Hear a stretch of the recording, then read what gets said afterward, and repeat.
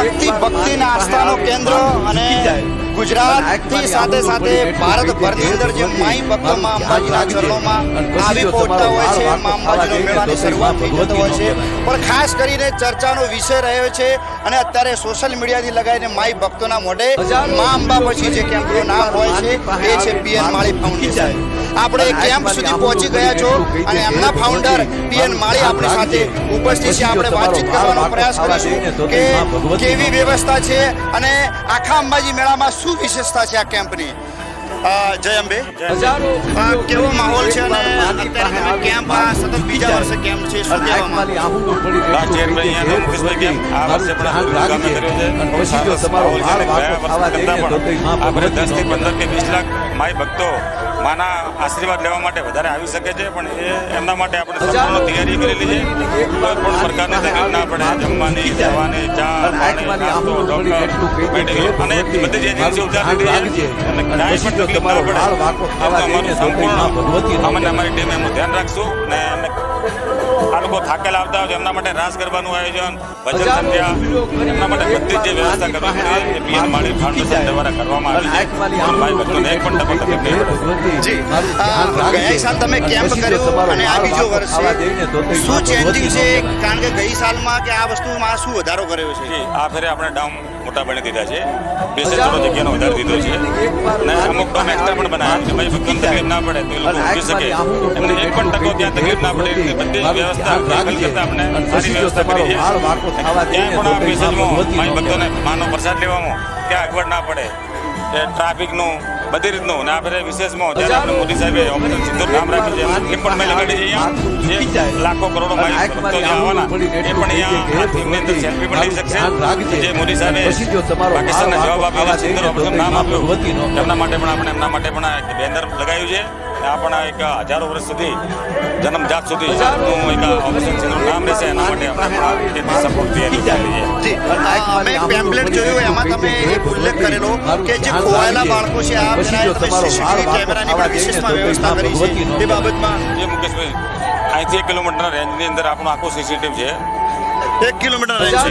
Actually કોઈને કંઈ તકલીફ પડે તો આપણો કેમ્પનો અહીંયા મારા માણસોનો સંપર્ક કરશે, મારી ટીમનો, તો એમનો બધી સુવિધા ટોટલ હેલ્પફુલ થઈશું ને એમને જોડેથી એમને બધી મદદ કરશું.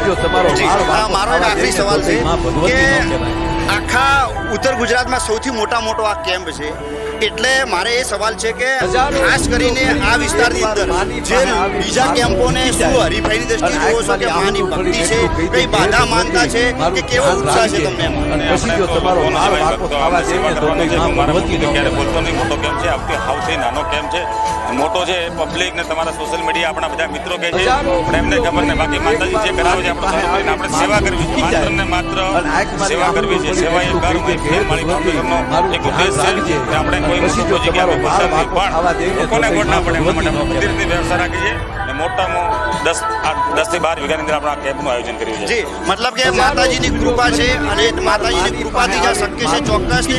અને અમે મીડિયાના માધ્યમથી એટલું જ બતાવવા એટલા માટે માંગીએ છીએ કારણ કે લગભગ કેમ્પોની અંદર અમુક સુવિધાઓનો અભાવ હોય છે, પરંતુ આ કેમ્પ સંપૂર્ણપણે છે. અને મારો સવાલ છે કે કેટલી માણસોની ટીમો આ કાર્યના સફળતા મોડ ઉપર લઈ જવા માટે કામે લાગી છે? 1000 થી વધુ મારી 1000 થી વધારે મારી ટીમ ટીમ લાગેલી છે. બીજા અમારા ભાઈબંધ સર્કલ એ બધા અલગ. મારી ભક્તોને એક પણ ટકો ત્યાં તકલીફ નહીં પડે. બાકી તો મા જગતજનની માં બધાની મનોકામના પૂરી કરશે. આ કેમ્પની રક્ષા માતાજી કરે તો જ આટલું મોટું થાય, બાકી મુકેશભાઈ શક્ય નથી. જય જય અંબે, જય માતાજી. મારો એક આખરી સવાલ છે, ગયા ફેરે તમારા પિતાશ્રીના હાજરીમાં આ કેમ્પ જે પાયો રચાયો, હવે આજે પિતાશ્રી આ બીજા કેમ્પ પર નથી, શું કહેશો એમને? કેવી યાદ તમને આવે છે? શું કહેશો એ બાબતમાં? તમારા શબ્દો ભાવુક તમે થયા છો, તમારી એ સાચી વાત છે કે પિતા એ છત્ર છાયા હોય છે, શું કહેશો? એમના આશીર્વાદથી બધું થઈ ગયું. સદા મારી ઉપર આશીર્વાદ રહ્યા છે એમના. આજે ગરબી દાદા મારી માતાના આશીર્વાદ નીકળે છે. એમને અમને આશીર્વાદ આપ્યા. મારી જનગણ જે માતા મને જન્મ આપ્યો એમને અમને આશીર્વાદ આપ્યા છે કે બેટા ક્યાંય પાછું નહીં પડે. મારી સેવામાં મારે જવું છે. અમને ખૂબ આશીર્વાદ આપ્યા અને મારા માતા પિતાના આશીર્વાદ સદા મારી પાસે છે, મારી ઉપર છે. માતાજી કૃપાની પ્રાર્થના કરું અને મારા માતા પિતાના આશીર્વાદ હંમેશા મારી ઉપર રહ્યા છે. મારી જગતજનની મા અંબામાં એટલા માટે સારા કામ કરાવે છે એવા મુકેશ ભાઈ. આ હતા પીએન માળી કે જે કહી રહ્યા છે કે માતાજી જેટલા મારા હાથે સારા કાર્ય કરાવશે એટલા હું ચોક્કસથી કરીશ. અને ગઈ કેમ્પની અંદર એમના પિતાશ્રીની હાજરી હતી ને આ કેમ્પમાં નથી. ચોક્કસપણે એમને ભાવુક થયા અને એ સ્વાભાવિક પણ છે અને પિતાની છત્રછાયા ગુમાવી છે, પરંતુ આ સેવાનો યજ્ઞ નિરંતર ચાલતો રહેશે. આ કહી રહ્યા છે પીએન માળી. નમસ્તે, નોલેજ ટુડેમાં હું મુકેશ માળી.